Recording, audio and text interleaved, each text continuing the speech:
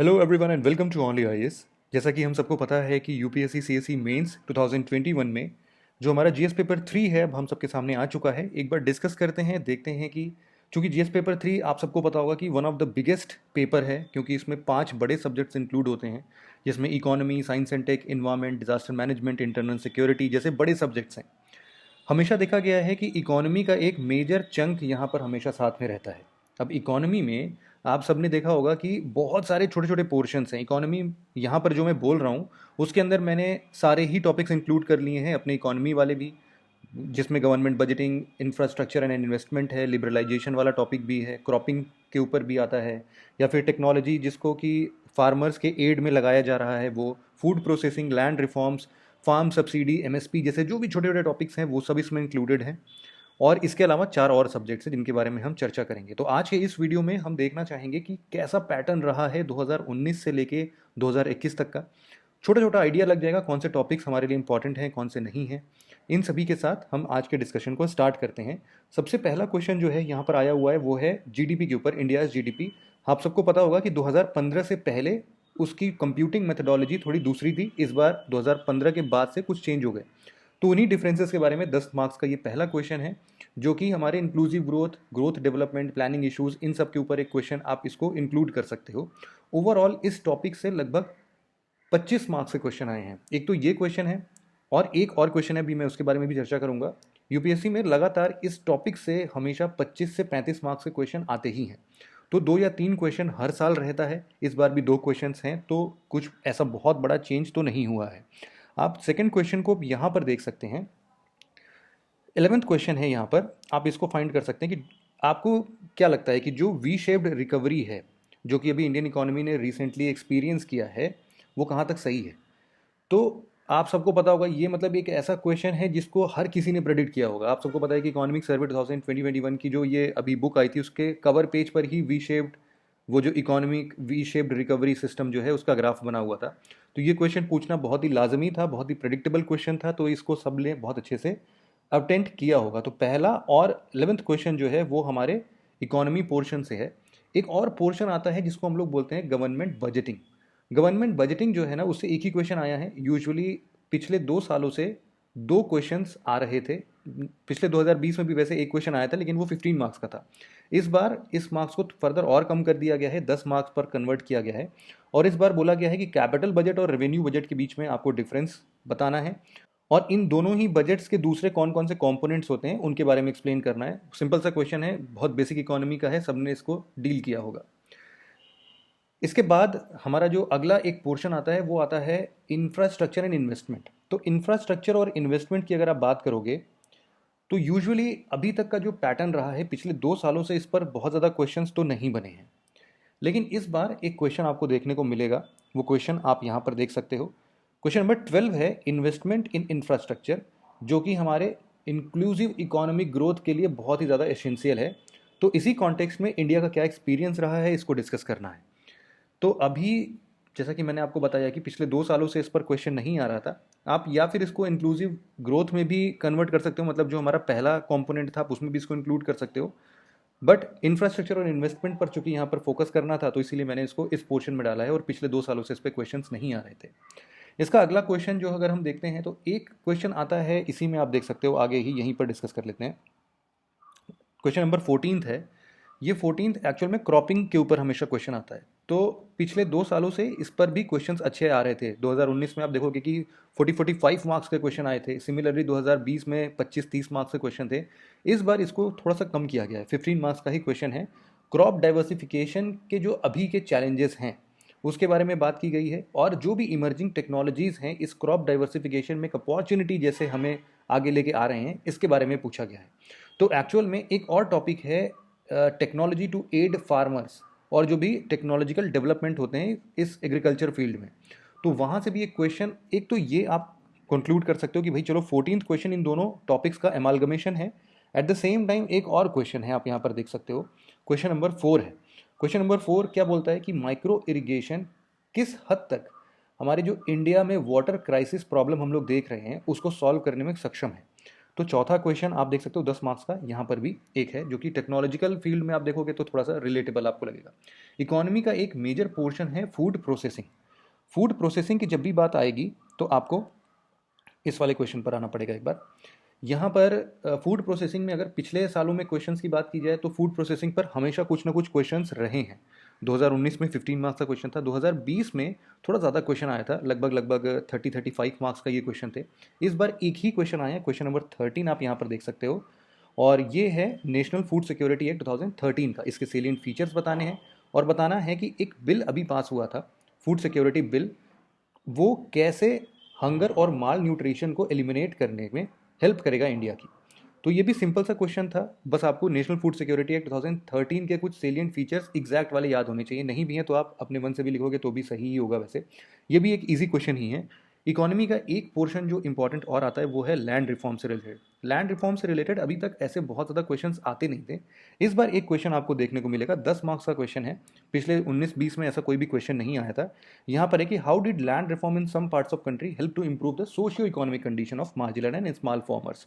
तो कोई ऐसा टॉपिक इसमें ऐसा बहुत डिफिकल्ट हमने देखा कि नहीं है, आउट ऑफ द बॉक्स कोई ऐसी थिंकिंग का नहीं है। ये भी बहुत स्ट्रेट फॉरवर्ड क्वेश्चन है, लगभग सभी लोग इस चीज़ को पढ़ते हैं। और साथ ही साथ अभी जो लैंड रिफॉर्म बिल्स थे उन पे भी जो भी चेंजेस आए हैं उन कॉन्टेक्स्ट में भी आप इसको देख सकते हो कि हाँ चलो ठीक है, ये एक पोर्शन है पूछा जाने वाला, ये भी प्रेडिक्टेबल टॉपिक हो सकता है आपके लिए।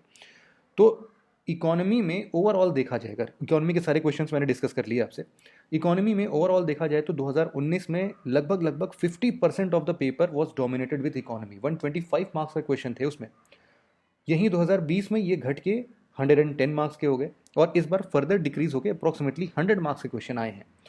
तो इस बार का पेपर आप बोलोगे ज़्यादा बैलेंस्ड है। जब 125 मार्क एक सब्जेक्ट पर चले जाते हैं ना तो थोड़ा दिक्कत होता है। अब सेकंड पोर्शन जो हम डिस्कस कर सकते हैं वो है science and technology. Science and technology में ओवरऑल इस बार 40 मार्क्स के क्वेश्चन हैं। इसमें से एक 10 मार्क्स का क्वेश्चन है और दो 15-15 मार्क्स के क्वेश्चन है। यूजुअल टॉपिक्स होते हैं जिसमें आप सभी लोग इसको हमेशा देखते आए हो। S400 हमेशा से न्यूज़ में रहा है, आपको भी पता है। तो इसमें थोड़ा सा मतलब अलग क्वेश्चन पूछा गया है कि जो भी अभी ऐसे मतलब डिफेंस सिस्टम्स अवेलेबल है, एयर डिफेंस सिस्टम अवेलेबल हैं वर्ल्ड में, इसको कंपैरिजन करते हुए S400 कितना टेक्निकली सुपीरियर है इसके बारे में आपको एक्सप्लेन करना था। तो ये आपका एक क्वेश्चन हो गया साइंस एंड टेक से। इसके साथ साथ दो क्वेश्चंस और हैं जिनको हम डिस्कस कर सकते हैं, यहाँ पर आप देख सकते हो क्वेश्चन नंबर 15 और 16। यहाँ पर एक क्वेश्चन बायोटेक्नोलॉजी के ऊपर है, लास्ट ईयर नैनो टेक्नोलॉजी पे पूछा था, इस बार बायोटेक्नोलॉजी भी पूछा है। तो ये भी बहुत मतलब प्रोबेबल क्वेश्चंस हैं जो कि हमेशा से आप सबके नॉलेज में रहते ही हैं। और इसमें भी ऐसा ही क्वेश्चन पूछा है कि भाई पूरर सेक्शन ऑफ द सोसाइटी को अपलिफ्ट करने के लिए ऐसे कौन कौन से अचीवमेंट्स हमने यहाँ पर बायोटेक्नोलॉजी के फील्ड में देखे हैं। तो डेवलपमेंटल अचीवमेंट जब आप बता रहे हो तो सिमिलरली आप नेक्स्ट पार्ट को भी अटेम्प्ट कर लोगे। ये भी एक अच्छा पोर्शन रहा है, ईजी पोर्शन रहा है जिसको आप कर सकते हो। एक क्वेश्चन यहाँ पर जो आउट ऑफ द बॉक्स आप बोल सकते हो वो है question number 16। Question number 16 actual में 2014 के नोबेल प्राइज इन फिजिक्स से रिलेटेड है।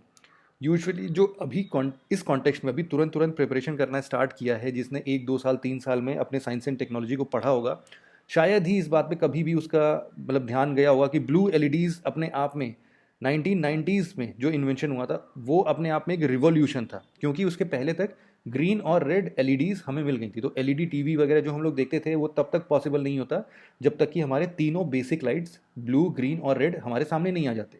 तो ब्लू एलईडीज़ 1990s में जो इन्वेंशन हुआ था उसके लिए 2014 में नोबेल प्राइज़ इन फिजिक्स में इन लोग को दिया गया था। तो कैसे सभी एवरीडे लाइफ को इम्पैक्ट किया, बस आपको अगर इतना पता होता ना कि ब्लू एलईडीज़ का क्या हेल्प मतलब कर सकते हैं हम लोग यहाँ पर, तो आप डेफिनेटली इस क्वेश्चन को भी अटेंड कर सकते थे। बट स्टिल एक out of the box question मैं बोल सकता हूँ जो कि हमारे टाइम जोन में एक्चुअल में नहीं आता है, करंट अफेयर्स के क्वेश्चन में तो नहीं ही रहेगा। तो ये पूरे पोर्शन थे साइंस एंड टेक के। नेक्स्ट पोर्शन जो हम उठा सकते हैं वो है इन्वायरमेंट का। साइंस एंड टेक में अच्छी एक चीज़ और बता दूं मैं कि 2019 में लगभग 25 नंबर के क्वेश्चन आए थे, 2020 में लगभग 35 नंबर के क्वेश्चन आए थे और 2021 में इस बार लगभग 40 मार्क्स के क्वेश्चन हैं। तो आप इसको एक ग्रोथ देख सकते हो कि साइंस एंड टेक के क्वेश्चंस में इजाफा देखने को मिल रहा है। इन्वायरमेंट की अगर हम बात करेंगे तो इन्वायरमेंट में 2019 में 15 मार्क्स के क्वेश्चन थे। सिमिलरली 2020 में जब हम बात करते तो ये क्वेश्चन की संख्या बढ़ के लगभग 35 मार्क्स के हो गए थे। और इस बार भी 35 मार्क्स के क्वेश्चन है जिसमें से आपको दो क्वेश्चन 10-10 मार्क्स के मिलेंगे और एक क्वेश्चन 15 मार्क्स का है। ताजुब की बात यह है कि जो COP26 इस बार नवंबर में हुआ था ग्लासगो में, तो आप देखोगे कि इसी से रिलेटेड दो क्वेश्चन आ गए, एक 10 मार्क्स के आ गए और एक 15 मार्क्स के आगे। तो जिसने भी इस टॉपिक को कवर किया होगा उसके 25 मार्क्स तो बहुत ईजिली सिक्योर हुए होंगे। तो यहाँ पर एक क्वेश्चन आप यहाँ पर देख सकते हो कि सिंपल सा पूछा गया है कि जो भी यूएनएफ ट्रिपल सी का अभी मीटिंग हुआ था नवंबर 21 में, उसमें ग्रीन ग्रिड इनिशिएटिव था जो कि वर्ल्ड लीडर्स ने प्रपोज किया था, लॉन्च किया था। तो इसको एक्सप्लेन करना है क्या होता है। इसी के साथ साथ एक फैक्चुअल क्वेश्चन इसमें पूछ लिया गया कि भाई जो ग्रीन ग्रिड इनिशिएटिव है इसको पहली बार इंटरनेशनल सोलर अलायंस में फ्लोट, इस आइडिया को कब फ्लोट किया गया था। तो एक फैक्चुअल क्वेश्चन है जिसको कि आपको एक लाइन में लिख के अंडरलाइन भी करना चाहिए, जिससे कि इसके जो भी मार्क्स हो, मान लीजिए 10 में से 1-2 नंबर इसके लिए हों, तो आपको वो पक्का से एग्जामिनर दे दे अगर आपको ये आंसर आता है। सिमिलरली आप इसी के साथ साथ एक पहले ये वाला क्वेश्चन ही देख लो, जिसमें डायरेक्टली आपको मिल जाएगा कि इसी से रिलेटेड एक क्वेश्चन नंबर 17 भी है, जिसमें वही COP26 के बारे में पूछा गया है और मेजर आउटकम्स की बात की गई। इस बार मोटा मोटा ऊपर ऊपर से आपको बताना है कि मेजर आउटकम्स क्या थे और इंडिया ने क्या क्या कमिटमेंट्स किए हैं इस कॉन्फ्रेंस में। तो ये भी बहुत कॉमन सी चीज़ें हैं, बहुत सारे एडिटोरियल्स में हमने खुद भी डिस्कस किए थे।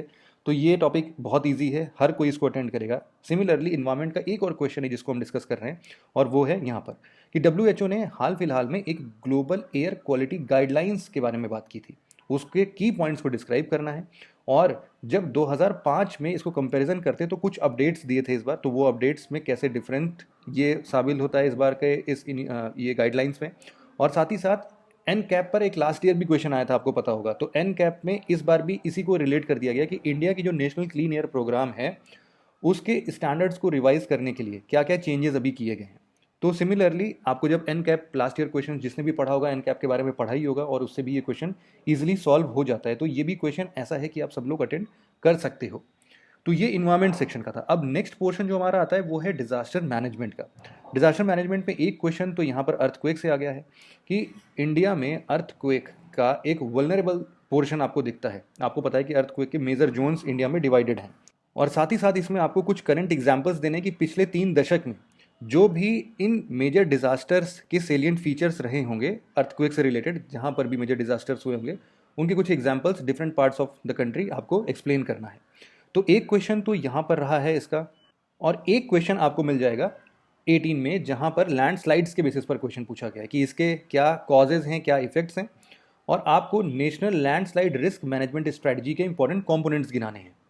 तो ये भी 15 मार्क्स का क्वेश्चन है, थोड़ा सा फैक्चुअल है बट स्टिल आप इसको अटेम्प्ट कर सकते हो। मतलब अगर आपने डिजास्टर मैनेजमेंट में लैंडस्लाइड पढ़ा होगा तो definitely national landslide risk management strategy हम लोग पढ़ते ही हैं।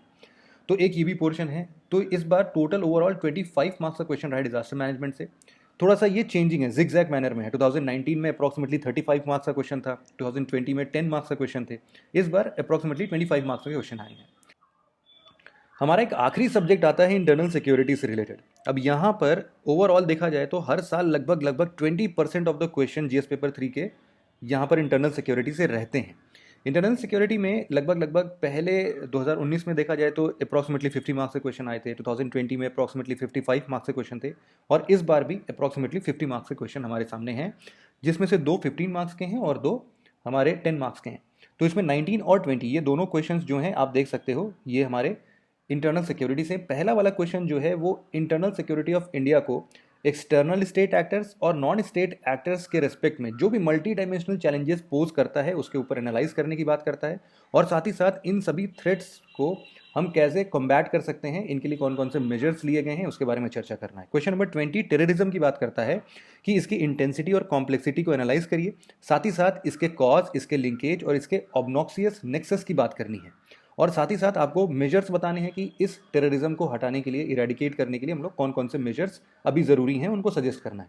तो ये भी बहुत common straightforward to the point question है, जिसको कि आप ब्रॉड टर्म्स में भी क्लासीफाई करके टेररिज्म टॉपिक भी पढ़ के आओगे तो भी इसको बहुत अच्छे तरीके से एक्सप्लेन कर सकोगे। बॉर्डर से रिलेटेड कुछ इश्यूज हमेशा इंटरनल सिक्योरिटी में आते हैं, जिससे कि पिछले 2 सालों से क्वेश्चंस तो बन रहे थे लेकिन इस बार ऐसे क्वेश्चंस नहीं हैं। मनी लॉन्ड्रिंग की बात करें, मनी लॉन्ड्रिंग में अभी तक पिछले 2 सालों से बल्कि क्वेश्चंस नहीं आ रहे थे, इस बार मनी लॉन्ड्रिंग पर एक क्वेश्चन है, आप उसको यहाँ पर देख सकते हैं। मनी लॉन्ड्रिंग का ये क्वेश्चन है कि discuss how emerging technology and globalisation contribute to money laundering. इसमें जो भी प्रॉब्लम्स आ रहे हैं उनको टैकल करने के लिए आपको मेजर सजेस्ट करने हैं नेशनल और इंटरनेशनल लेवल दोनों पर। तो क्वेश्चन 9 एक मनी लॉन्ड्रिंग का क्वेश्चन आया है, अभी तक पिछले 2 सालों से इस पर क्वेश्चंस नहीं आ रहे थे। एक साइबर सिक्योरिटी टॉपिक है, आप देखोगे कि उससे हर साल एक 10 नंबर का क्वेश्चन रहता ही है, इस बार भी सिमिलर फॉर्म में रहा ही है। यहाँ पर दिया गया है कि इंडिया की इंटरनल सिक्योरिटी को ध्यान में रखते हुए क्रॉस बॉर्डर साइबर अटैक्स के बारे में आपको डिस्कस करना है, और साथ ही साथ जो भी मेजर्स इसके लिए, इन अटैक्स को बचाने के लिए हम कर सकते हैं, डिफेंसिव मेजर्स, आप उनके डिस्कस करो। तो एक क्वेश्चन 10 नंबर का अगेन यही आता है। आप हमेशा देखोगे कि साइबर सिक्योरिटी वाला जो पोर्शन है वो रिलेटिवली बॉर्डर से थोड़ा सा रिलेट करके रहता है, तो इस बार भी ऐसा ही है कि क्रॉस बॉर्डर साइबर अटैक्स को आपके, मतलब क्रॉस बॉर्डर साइबर अटैक्स मतलब बॉर्डर मैनेजमेंट भी और साइबर अटैक्स, साइबर सिक्योरिटी दोनों को एक साथ मिला के क्वेश्चन पुटअप किया गया है। तो मोटा मोटा यही पूरा निष्कर्ष निकला है कि इन्वायरमेंट के पोर्शन में अगर आप लोग देखोगे, एक बार कंक्लूड करता हूँ मैं, तो लगभग आपके 30-35 मार्क्स के क्वेश्चन हमेशा रहते हैं। Internal security always 20% marks cover करता है, जिसमें कुछ टॉपिक्स मैंने आपको डिस्कस किए। इकोनॉमी का एक ऐसा पोर्शन है जो कि थोड़ा सा ग्रेजुअली डिक्रीजिंग है, जो कि पेपर को ऑल इंक्लूसिव बनाता है और थोड़ा बैलेंस्ड बनाता है। साइंस एंड टेक जो है धीरे धीरे उसका इंक्रीमेंट देखने को मिल रहा है। डिजास्टर मैनेजमेंट अपने आप में जिगजैग मैनर में आगे बढ़ता है, कभी 35 मार्क्स, कभी 10 मार्क्स और इस बार 25 मार्क्स। तो ये पूरा ओवरऑल डिस्कशन था इस पेपर से related. Thank you very much for listening it very patiently friends. Have a nice day.